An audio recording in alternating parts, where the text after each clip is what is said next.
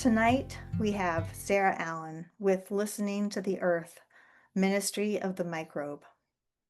A common way to teach the gospel parables is to put yourself in the position of one of the characters. Looking at the parable of the sower from the perspective of the environment in which the seeds are sown, what does that mean to be a part of the earth? What if we could be like the microbe that transforms its surroundings into more fertile soil? In this session, Sarah Allen will share a story from her experience of listening to the Gospels while carrying a tender Quaker ministry. In the Gospels, this parable is told 3 times in Matthew, Mark, and Luke. With the repetition of the different versions of the story, she noticed different things over time, opening new paths for her ministry. Her story will be followed by worship with a time for question and sharing from others. Now, I am excited to introduce you to Sarah. Sarah is a member of Friends Meeting at Cambridge and also attends San Francisco and Three Rivers monthly meetings.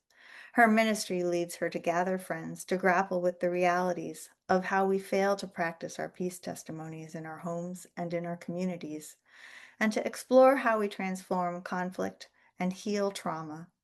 This evening, she'll be sharing a practice that could be applicable to many ministries or even everyday life. Again, we're so happy to have you with us. We're so excited to hear Sarah. Let's turn it over to you. Thank you, Alana. I'd encourage everybody to take a moment and get comfortable. I am going to tell you a story of listening and how listening transformed my experience of being in community. And it really starts with a time that I was returning to Quakerism after being outside of Quaker community for a few decades. And as is a common tradition amongst friends, I spent some time visiting while I was re-attending my home meeting at Cambridge. I was also visiting with friends that I hadn't seen in a while and friends who were new to me and sharing a bit about this tender ministry, which I won't dive into tonight, but I'll just talk about this process of visiting and what I learned from it.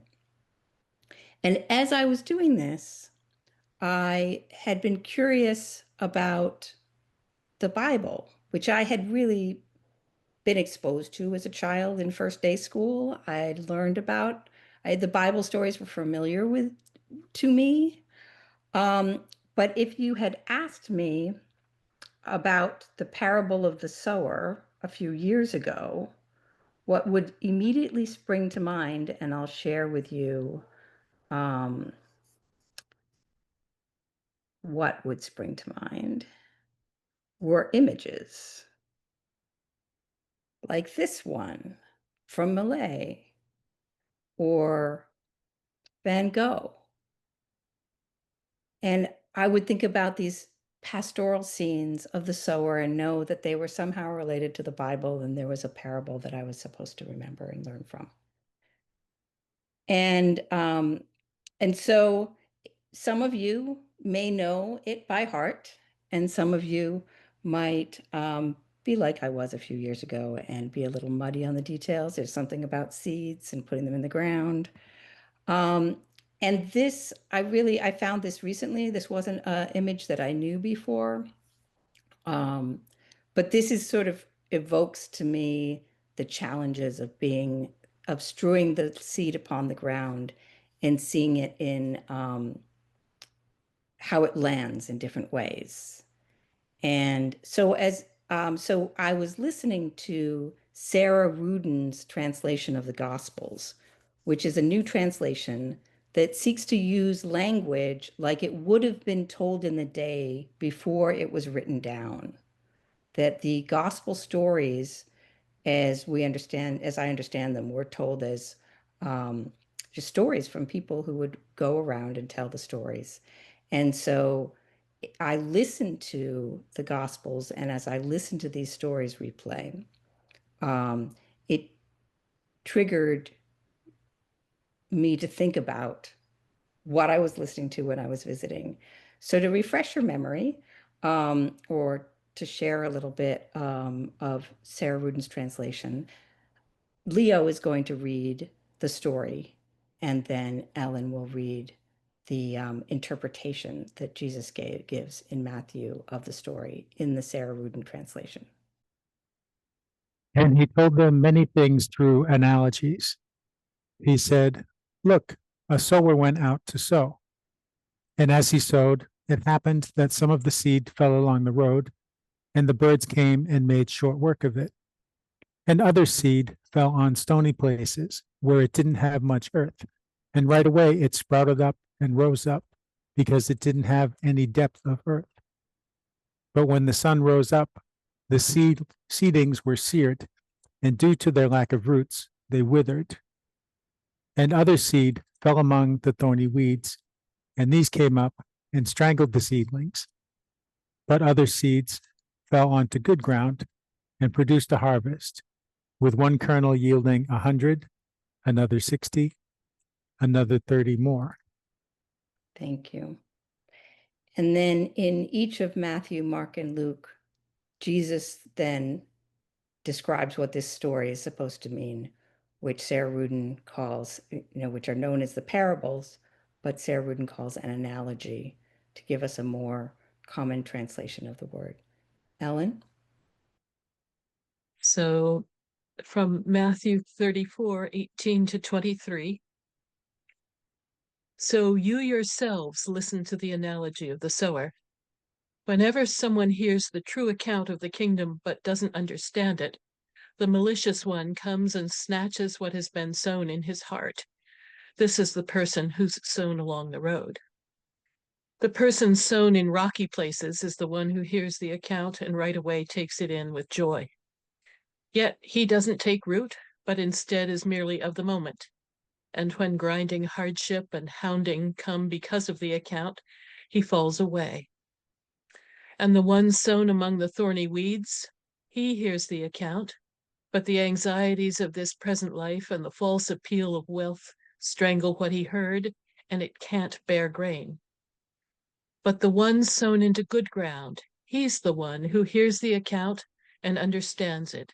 He does produce a harvest, and every kernel yields 100 or 60 or 30 more. Thank you, Ellen, and thank you, Leo. So I was virtually visiting with friends and sharing my ministry with them and my leading, and I had some unexpected results.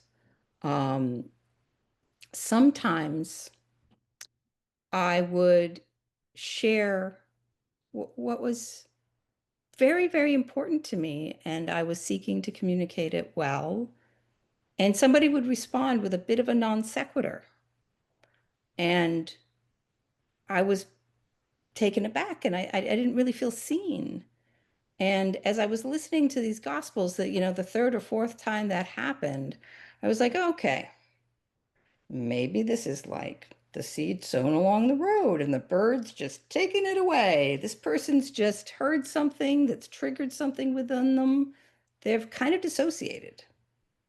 And maybe that's just what I expect to find. And maybe, I need to keep on searching for some fertile ground. And, then there were other times where it seemed that the story was well received. My stories were well received. And somebody would say, "This is so great that you're doing this. This is difficult work, but I'm so glad you feel strong enough to carry it. And let me know how it goes." And that was a nice thing to say, but it kind of landed with me like, well, good luck with that. And that wasn't really what I was seeking. And I was like, well, maybe this is the stony ground and the plant shoots up, but it doesn't really grow roots. Okay, I'll keep seeking, keep talking to people. And then sometimes people would, at other times, other friends would share their fears of what I might encounter. Oh, Sarah, you've got to be careful. You're going to have this, somebody's going to have this reaction. I think hard about what you're doing because this might happen. And I was like, okay, maybe there's some thorny weeds here. And people are having, you know, these reactions to what I'm saying. And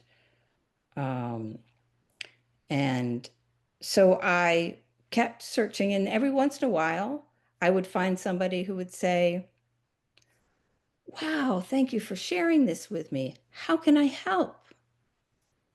Let me know how I can do something to participate in what you're doing or accompany you in some way. And I was like, oh, okay, this is my fertile ground. This is where I want to be. And for a while, that was what I needed. And after a little while, sometimes when someone spoke of all of their fears or something happened where they said something that seemed like a non sequitur and didn't seem directly related to what I was saying, I realized that I was having a lot of feelings and that maybe I was in the thorny weeds and I was bringing that to the table. And then at other times, when they said something that I didn't feel was the fertile ground that I needed, maybe it was that I wasn't hearing what they had to say. It wasn't sinking in. I wasn't putting down roots. I was in the stony ground.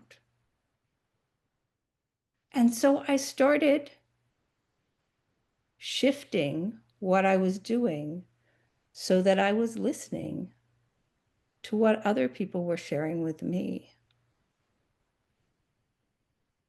And all it changed such that I could really hear that there was a lot going on amongst the society of friends that I was in. I was really starting to understand the condition of other friends, so that in any group that I might gather, all of these different ways of being, of ways of hearing, these different internal experiences were going to be present. And instead of feeling overwhelmed by all of those different potential reactions, as I might have been before I started this listening journey, I had another insight. And it came at a time that I had been part of this group that was doing read aloud of the Quaker eldering book. It's called An Invitation to Quaker Eldering. And in chapter 2, I think, it goes into metaphors of eldering. And one of the metaphors is about elders as a mycorrhizal network. So those of you who might not know this word or be super familiar with the ways of fungus in our world, what we know as mushrooms, and some of us love to eat, are actually just the fruit of this immense being that lives underneath the forest floor. And there's actually a whole network that connects all of the tree roots and really helps with the nourishment of the trees, and has some, as I understand it, some kind of communication that happens without words in some ways that we don't, maybe scientists understand, but I don't. And I was just, my imagination was captured by this idea that you could have this presence of eldering that could transform and nourish the other parts of the community just by its presence. And that was like a little more than I thought I was up for. Like, someday when I grow up, maybe I could be like that. But I like this idea of a presence, a way of being present that could transform a community. And it sparked the idea of a microbe. And I had learned about the microbes, I think in, elementary school or high school, that nourish the soil, that live in the soil, lots of them, and just by being themselves, they make nourishment for other microorganisms and for plants in the soil. And I thought, maybe I could be like the microbe. Maybe by listening, I could transform the experience of others who are in the community with me. And later, I was talking to my scientist friend who who used the word community different than I was used to using it, talking about a community of microbes. And I always thought about communities like you gather a community for a reason, like an intentional community. And when scientists talk about a community of microbes, my understanding is they're just talking about an ecosystem. They're all living together, each one doing its own thing. And some of them are in symbiosis with each other. Some of them are producing resources that the other microbes need and the other organisms in the ecosystem need just by being themselves. And I thought, wow, can I be more of who I am and provide resources for our community, for the community I'm in? And so I continued with this listening process, with this microbe idea in my imagination. And I'll give you just a couple of examples of how this kind of played out in a practical way. So I was working on doing more listening and piping up less when I had an idea or I thought I could solve the problem myself, but simply listening. And there were friends who were speaking up, in fellowship after meeting at times, rather passionately about Gaza, about climate, and were often expressing anxiety, concern that other friends were not doing enough, we're not talking enough, we're not feeling enough about these crises that are happening in our world today. And part of me totally agreed with that. And part of me was feeling a little judgmental, and I was just like, okay, I'm going to lay that aside a little bit, and I'm going to listen. And I heard threads of commonality with these friends and what they were saying. And I was able to, with the help of other friends, instigate some gatherings where we just simply, it was space for people to talk and listen to each other. And those gatherings bore fruit. And there was, in some cases, there were actions that were taken together. In some cases, people learned they had different leadings and different groups of people went off and did different things. And it's really changed how I am in community to just think about just being here part of the group listening can really make a difference to how things are. So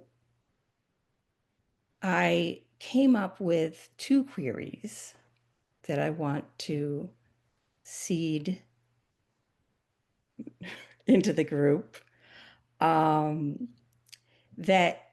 we'll have a little silence, and you can think about whether you have a response, and I'd love to hear about it. And I was wondering if I might ask someone accompanying me to read those queries. Sure. I was just pasting them in the chat. I can read them. In what ways can you create the environment for others to flourish just by being who you are? In what ways can others create a nurturing environment that sparks spiritual growth?